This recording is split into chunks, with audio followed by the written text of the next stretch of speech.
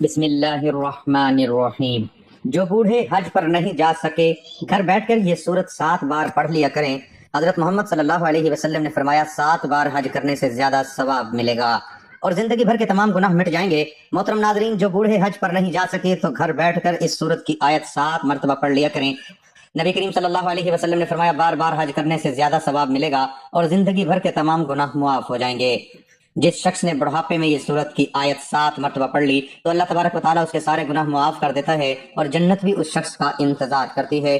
حضور اکرم صلی اللہ علیہ وسلم کے پاس ایک بوڑھا شخص آیا اور عرض کیا کہ یا رسول اللہ صلی اللہ علیہ وسلم، میری عمر ڈھل چکی ہے، گناہوں کا بوجھ ہے، اللہ سے معافی مانگتا ہوں مگر دل خوف زدہ ہے۔ آپ صلی اللہ علیہ وسلم نے فرمایا یہ آیت 7 مرتبہ پڑھو، اللہ تعالیٰ تمہارے سارے گناہوں کو معاف کر دے گا، تمہارے دل پر سکینت نازل فرمائے گا۔ وہ بوڑھا شخص خوشی سے نعرہ تکبیر بلند کرتا ہوا مسجد سے باہر نکلا اور صلی اللہ علیہ وسلم نے فرمایا اگر یہ آیت پڑھتا رہے تو یہ جنت میں داخل ہوگا۔ ناظرین اکرام، نبی کریم صلی اللہ علیہ وسلم حضرت جبرائیل علیہ السلام کے ساتھ ایک ایسے روحانی سفر پر روانہ ہوئے جو کہ نہ زمین کا تھا اور نہ آسمان کا۔ وہ ایک عالم نور تھا جہاں نہ وقت کا گزر تھا نہ فاصلوں کی حدیں۔ نبی کریم صلی اللہ علیہ وسلم کے چہرے انور سے اس نورانی جہاں میں ایسی روشنی پھیل رہی تھی کہ جس طرف نگاہ جاتی وہ منظر مسجد میں گر جاتا۔ جبرائیل علیہ السلام ہاتھ باندھے ادب سے آگے چل رہے تھے اور نبی کریم صلی اللہ علیہ وسلم کے قدموں کے نشان ہر ذرے کو ایسا شرف عطا کر رہے تھے کہ گویا اس پر جنت واجب ہو چکی ہو۔ چلتے چلتے نبی کریم صلی اللہ علیہ وسلم نے ایک عجیب منظر دیکھا کہ سامنے اونٹوں کی ایک طویل قطار کھڑی تھی اور ہر اونٹ کے اوپر ایک صندوق رکھا ہوا تھا اور ہر صندوق پر قفل لگا ہوا تھا۔ حضرت جبرائیل علیہ السلام نے عرض کیا یا رسول اللہ صلی اللہ علیہ وسلم، یہ وہ راز ہے جو کہ قیامت تک بند رہیں گے لیکن آپ کے حکم سے سب کچھ کھولا جا سکتا ہے۔ نبی کریم صلی اللہ علیہ وسلم نے فرمایا کہ اے جبرائیل، ان صندوقوں کو کھولو تاکہ ہمیں ان کے اسرار دکھائے جائیں۔ حضرت جبرائیل علیہ السلام نے آسمان کی طرف دیکھا اور پھر عاجزی سے بسم اللہ الرحمن الرحیم پڑھ کر پہلے صندوق کو کھولا۔ صندوق کھلتے ہی روشنی کا ایک سیلاب باہر نکلا اور اس میں ہزاروں انڈے تھے۔ ہر انڈے کے اندر ایک چھوٹا سا ذرہ تھا اور ہر ذرے میں خشخاش کا ایک دانہ تھا۔ نبی کریم صلی اللہ علیہ وسلم نے اس خشخاش کے دانے کو دیکھا تو فرمایا جبرائیل یہ کیا ہے؟ حضرت جبرائیل علیہ السلام نے عرض کیا یا رسول اللہ صلی اللہ علیہ وسلم، یہ کائنات کا وہ راز ہے جو انسان کی عقل سے بہت بلند ہے۔ جب انہوں نے اس خشخاش کے دانے کو کھولا تو اندر ایک جہاں آباد تھا، اس جہاں میں دریا بہہ رہے تھے، پرندے اڑ رہے تھے اور ایک عظیم مجمع لگا ہوا تھا جس میں علماء خطبہ دے رہے تھے اور علماء اعلان کر رہے تھے کہ انسانوں ان قریب ایک آخری نبی صلی اللہ علیہ وسلم آنے والا ہے۔ وہ ایسا نبی ہوگا جس کے آنے سے زمین کو زندگی ملے گی اور آسمان کو سلامتی۔ حضرت جبرائیل علیہ السلام نے ان علماء سے فرمایا اے صاحبان علم، وہ نبی آ چکے ہیں اور یہ جو تمہارے سامنے کھڑے ہیں یہی وہ آخری نبی صلی اللہ علیہ وسلم ہے۔ سب علماء فوراً اپنی پہلی جگہ ایسے ادب کے ساتھ کھڑے ہو گئے اور ان کے چہروں پر نور کی چادر آ گئی۔ ان کی زبانوں سے بیک وقت ایک ہی جملہ نکلا، مرحبا یا حبیب صلی اللہ علیہ وسلم۔ نبی کریم صلی اللہ علیہ وسلم نے فرمایا اے جبرائیل، یہ منظر تو ایسا ہے کہ دل کو کپ کپاہٹ ہو اور روح وجد میں آ جائے۔ حضرت جبرائیل علیہ السلام نے عرض کیا کہ یا رسول اللہ صلی اللہ علیہ وسلم، یہ تو ایک صندوق کا راز ہے اور اس جیسے ہزاروں صندوق اور ہیں، ہر صندوق میں لاکھوں جہاں ہیں اور ہر جہاں میں آپ کی آمد کا ذکر ہو رہا ہے۔ آپ کی نبوت کی روشنی ان انڈوں کے اندر داخل ہو کر عالموں تک پہنچ چکی ہے۔ پھر پیارے آقا صلی اللہ علیہ وسلم ایک اور صندوق کے قریب گئے۔ جبرائیل علیہ السلام نے بسم اللہ پڑھی اور صندوق کھولا تو اندر ایک شہر تھا اور اس شہر کے در و دیوار پر لکھا ہوا تھا لا الہ الا اللہ محمد رسول اللہ۔ اللہ اس شہر کے ہر مکین کی پیشانی پر نور تھا اور سب ذکر کر رہے تھے۔ یہ منظر دیکھ کر نبی کریم صلی اللہ علیہ وسلم کی آنکھوں میں آنسو آ گئے اور فرمایا کہ جبرائیل علیہ السلام یہ کون لوگ ہیں؟ جبرائیل علیہ السلام نے کہا یہ آپ کی امت ہے جو ابھی دنیا میں نہیں آئی مگر ان کے دلوں میں آپ کی محبت رکھی جا چکی ہے۔ ان کا رزق، ان کی دعا، ان کا ایمان سب اسی ذکر سے ہے۔ نبی کریم صلی اللہ علیہ وسلم نے فرمایا کہ اے جبرائیل، اگر یہ سب میرے امتی ہیں تو کیا ان کے گناہ معاف ہوں گے؟ تو جبرائیل علیہ السلام نے کہا یا رسول اللہ صلی اللہ علیہ وسلم، اگر وہ آپ کا نام لے کر ایک بار بھی آنکھ بھر کے رو لیں تو ان کے گناہوں کو زمین سے آسمان تک معاف کر دیا جائے گا، اور اگر وہ ایک مرتبہ بھی یہ مختصر سا کلمہ پڑھ لیں سبحان اللہ و بحمدہ اللہ لا الہ الا هو الحی القیوم، تو ان کے نام اعمال میں 1000 نیکیاں لکھ دی جائیں گی۔ نبی کریم صلی اللہ علیہ وسلم نے فرمایا جبرائیل، ان صندوقوں میں کتنی نشانیاں ہیں؟ جبرائیل علیہ السلام نے عرض کیا یا رسول اللہ صلی اللہ علیہ وسلم، ان میں سے ہر اس شخص کے راز ہیں جو آپ سے محبت کرتا ہے اور ہر وہ آنسو محفوظ ہے جو کسی نے رات کی تنہائی میں آپ کا نام لے کر بہایا ہے۔ ناظرین اکرام، جان لیجئے کہ اللہ تبارک و تعالیٰ فرماتا ہے کہ اے ابن آدم، ہم نے تجھے مٹی سے پیدا کیا اور مٹی میں ہی لوٹا دیں گے، مگر اس درمیانی سفر میں تجھے عقل دی، شعور دیا، آزاد دیے، دل دیا، آنکھ دی، کان دیے، زبان دی، اور سب سے بڑی نعمت یہ دی کہ تجھے ہم نے اپنے بندوں میں چن لیا اور تجھ سے کہا کہ دیکھ یہ زندگی کھیل تماشا نہیں ہے، ہم نے تیری زندگی کے ہر مرحلے کو نشاندہی کے ساتھ بنایا۔ جب تو رحم نطفہ تھا تو ہم نے تیری تخلیق شروع کی، پھر گوشت کا لوتھڑا، پھر اس میں روح پھونکی، اور جب تو پیدا ہوا تو والدین کی گود میں خوشی کا محور بنا، دودھ پیا، غذا کھائی، پھر کھیل کود میں مشغول ہوا، پھر جوانی آئی جسے سجین کہا گیا، پھر داڑھی نکلی اور تو غلام کہلایا، پھر مرحق ہوا جب پورے جوش سے مرد بن گیا، پھر شاب کہلایا، جب رجل، پھر کہول، جب 30 سال کی عمر پار کی، پھر جب 40 کا ہوا تو شیخ کہلایا، پھر جب عمر ڈھلنے لگی، ہڈیاں کمزور ہوئی، بینائی کمزور ہوئی تو ارض العمر میں داخل ہوا اور یہاں سے زندگی کا زوال شروع ہوا۔ حضرت انس رضی اللہ تعالیٰ عنہ سے مروی ہے کہ رسول اللہ صلی اللہ علیہ وسلم نے فرمایا، ارشاد فرمایا، جن کی عمر اسلام میں 40 سال کو پہنچ جائے اللہ تعالیٰ اس کو 3 بڑی بیماریوں سے محفوظ فرماتا ہے، جنوں، جزام اور برس، اور جب وہ 50 سال کی عمر کو پہنچتا ہے تو اللہ اس پر حساب کو آسان فرما دیتا ہے، جب وہ 60 سال کا ہوتا ہے تو اللہ تعالیٰ اس کو اپنی طرف رجوع کرنے کی توفیق دیتا ہے، اور جب 70 سال کا ہو جاتا ہے تو آسمان والے اس سے محبت کرنے لگتے ہیں، اور جب وہ 90 سال کا ہو جاتا ہے تو اللہ تعالیٰ اس کے تمام پچھلے گناہ معاف فرما دیتا ہے۔ اس کا لقب امین اللہ اور اسیر اللہ فی الارض رکھا جاتا ہے، زمین پر اللہ کا قیدی، کیونکہ وہ قوت سے محروم ہوتا ہے، خواہشات مر چکی ہوتی ہے تو وہ ایک قیدی کی طرح زندگی گزارتا ہے۔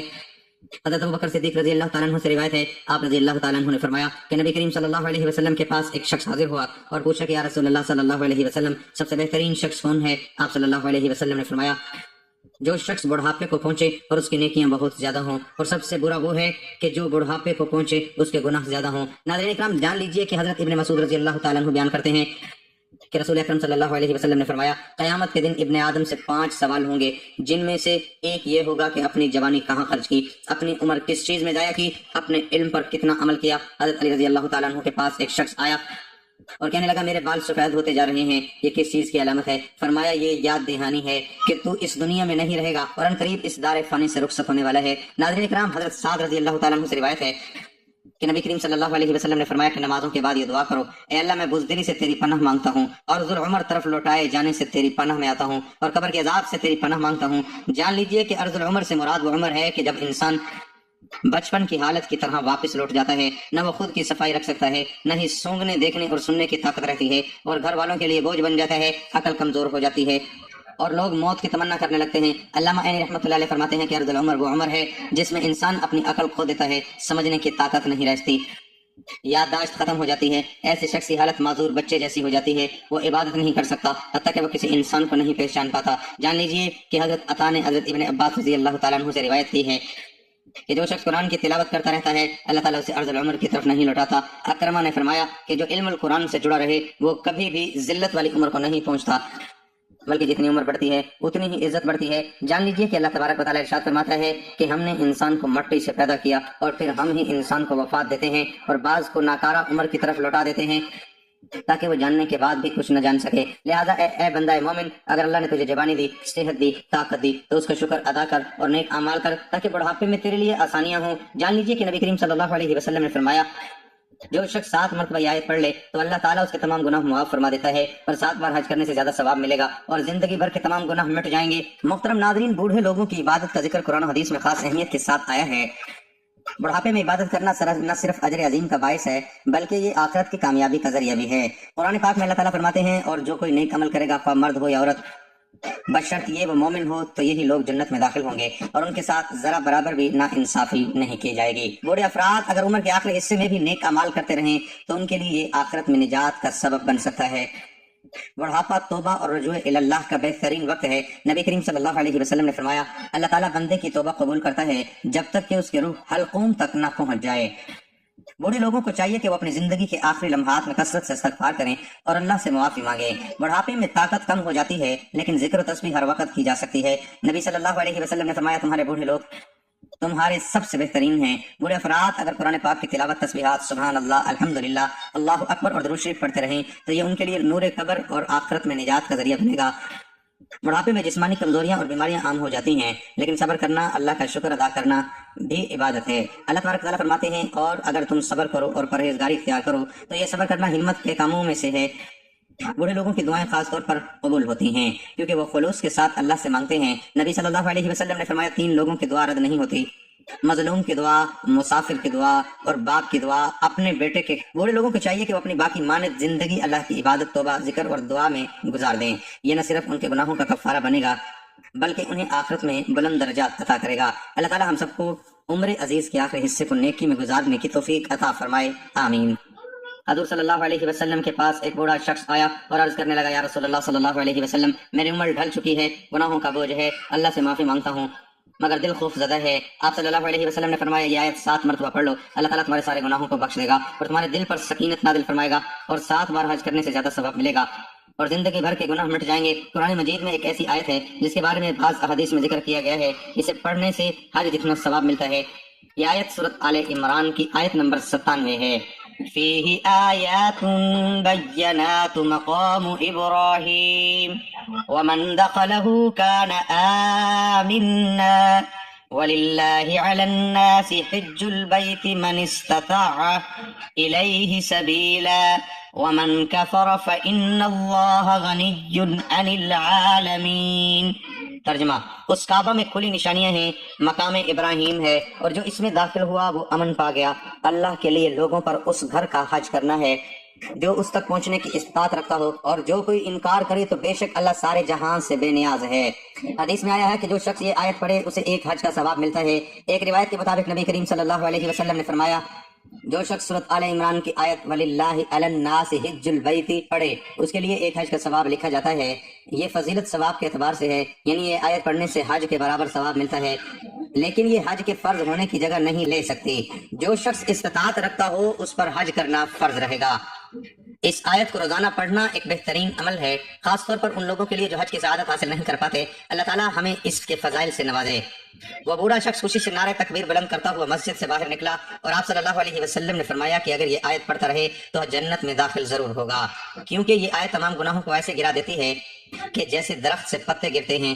ناظرین اکرام، جان لیجئے کہ جو شخص اس بابرکت آیت کے ساتھ استغفر اللہ کو بھی شامل کر لے گا تو اللہ تبارک و تعالیٰ اس کے دل کو نور سے بھر دے گا، قبر کو وسعت دیتا ہے اور اس پر جنت کے دروازے کھول دیتا ہے۔ ناظرین اکرام، حضرت عبداللہ ابن عباس رضی اللہ تعالیٰ عنہ بیان کرتے ہیں کہ نبی کریم صلی اللہ علیہ وسلم نے ارشاد فرمایا، جو بندہ ان کلمات کو صبح شام 7 مرتبہ پڑھتا رہے تو اللہ تعالیٰ اس سے راضی ہو جاتا ہے، اگرچہ اس کے گناہ زمین سے آسمان تک لبریز ہی کیوں نہ ہوں۔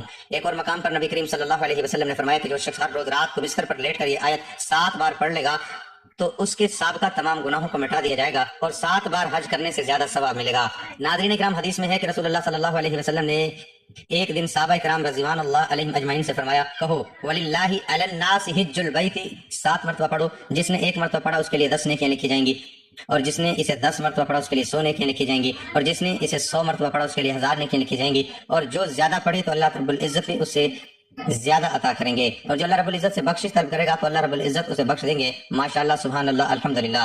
ناظرین اکرام، آپ یہاں سے اس بات کا اندازہ لگا سکتے ہیں کہ اس آیت کی کتنی طاقت ہے، اس آیت کی کتنی برکت ہے۔ جان لیجئے کہ جو بھی شخص اس بابرکت کلمات کو پڑھے گا تو اللہ تبارک و تعالیٰ کے تمام گناہ کو معاف کر دے گا اور اس پر اپنی رحمت نازل فرمائے گا۔